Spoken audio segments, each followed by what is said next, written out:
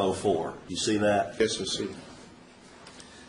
You don't have any dispute that this is what you gave me at your deposition in August regarding your lost income claim? No, I don't think so.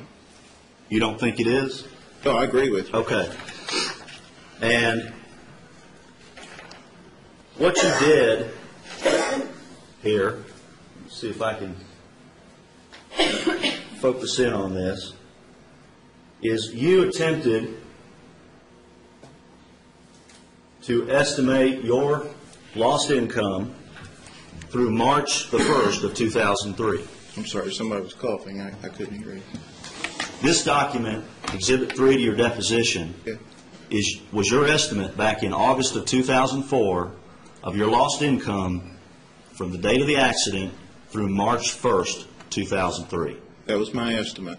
And the total estimate was $26,374.28. I'm sorry, you were on page 2. Okay, well, let's go to the top We'll go page to 1. now. Okay. It's on the monitor as well. All right, number 3, right. Okay.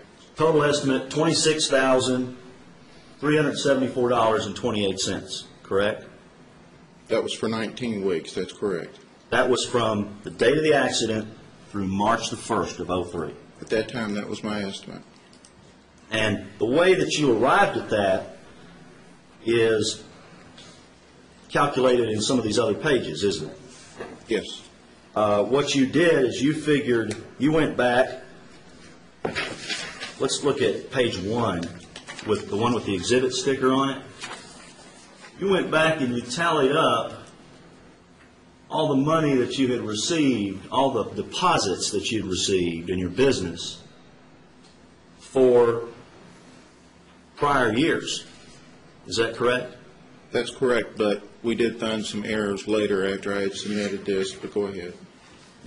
And then what you did is on page, it's the third page in this exhibit.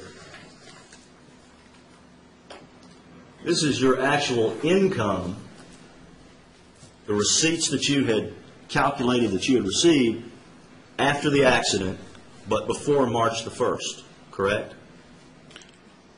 That's correct, but we have corrected this since and submitted it to you because this income in 02 was generated before the accident. But you received it after the accident. I received it. There's no doubt about that. You received, for example, you received $15,000, $15,385,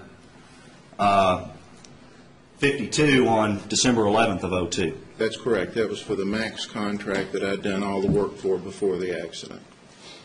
And so what you did, if you'll flip over to that top page again, page 3, what you did was you figured out what your average income was on a weekly basis before the accident. You figured out what you'd received after the accident. You subtracted those numbers and came out with the $26,000. That's correct. And I'll move that in as next in line. That objection would be... No objection. That's under 27.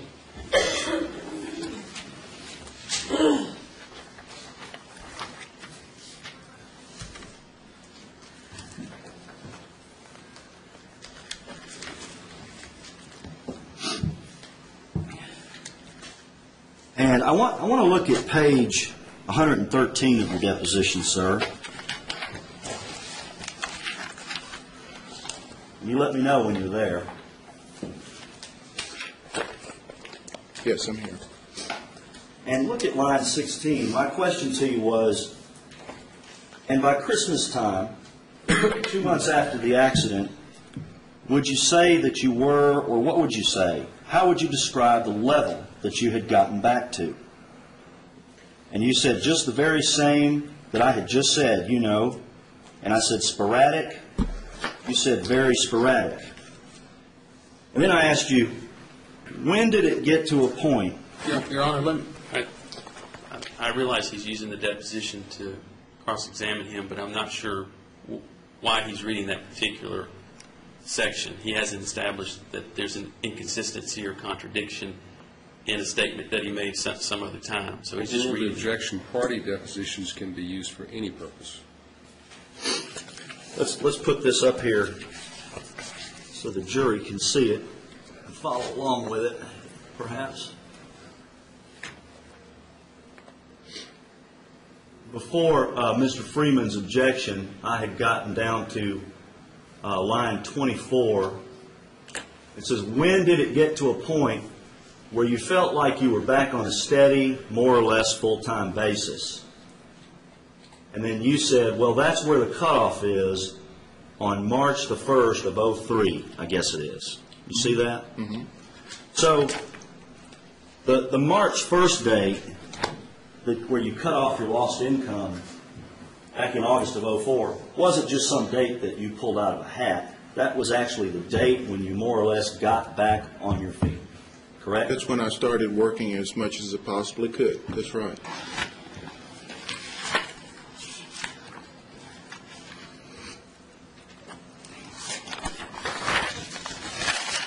So even though in March of 04 you gave me this thing at your deposition, which was under oath, that said $26,000, today you're claiming $317,000 in lost income or lost earnings. Is that correct? That's correct, because we have found, first of all, errors in the way that I entered that for income that was received but not earned during that period. Plus, there's been a huge drop in my income since then.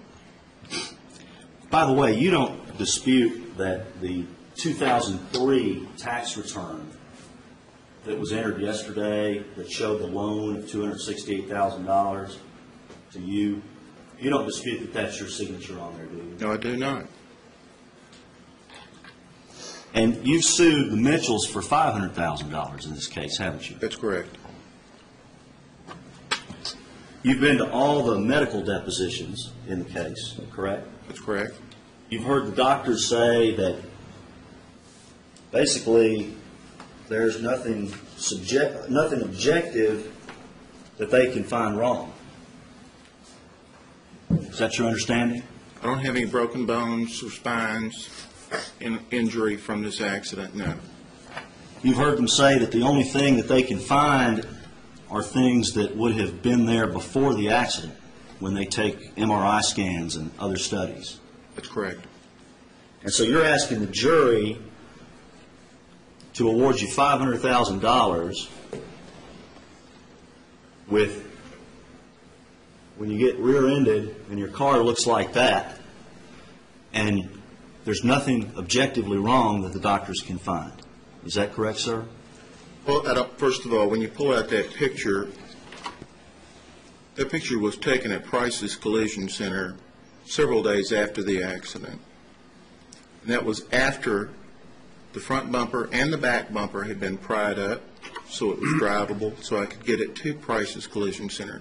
That's not an accurate representation of how that car looked at the time of the accident. It's an accurate representation of the outside, isn't it? No, it's not.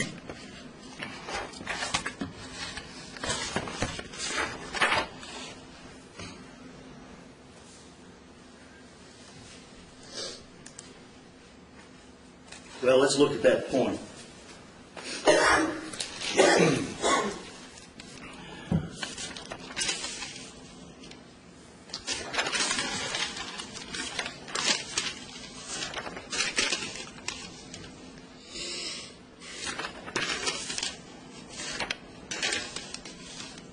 Look at page 93 of your deposition, sir.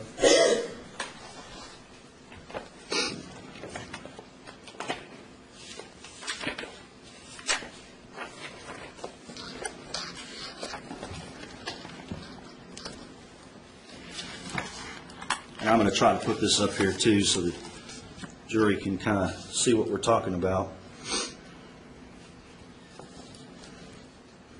And on line 16, I was asking you about the photos, and I said, they accurately reflect the outside, but you're saying that there was some under the hood. And your answer was correct, right? That's correct. So they do accurately reflect, as you testified under oath here, back in August of '04, they accurately reflect the outside of your vehicle. Why don't you read the paragraph before it? Sir, your lawyer can do that if he feels that he needs to. Well, if you need to explain your answer, let me explain your answer, sir. May I? Yes, sir. As I said there at the deposition, that car when that picture had been taken had been modified quite a bit. There was extensive damage to the front and the rear and the side of the car, where my oldest son had to take a crowbar and pry it out so it could be driven. The engine was pushed all the way off the engine mounts toward the cabin of the car, just like Mr. Mitchell's car was. And the car was totaled out by his carrier. I'm going to ask strike that last comment, Your Honor, or instruct the jury. Actually, I'll withdraw that. We can take that up at a break.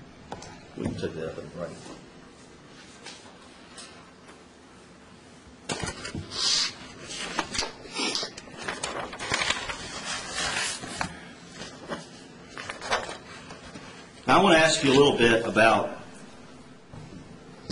Ms. Trotman. And we know that you went to her because of her SOAP notes that were entered yesterday for the first time on July the 21st of 2004. Does that sound correct? That's about right. I'm not sure about the date, but I know it was in July of '04. And Dr. Howell did not prescribe that, did he? Yes, he prescribed physical therapy twice a week, and in fact initially had prescribed physical therapy 3 times a week, and throughout the course of treatment has issued those prescriptions. But he didn't prescribe massage therapy, did he?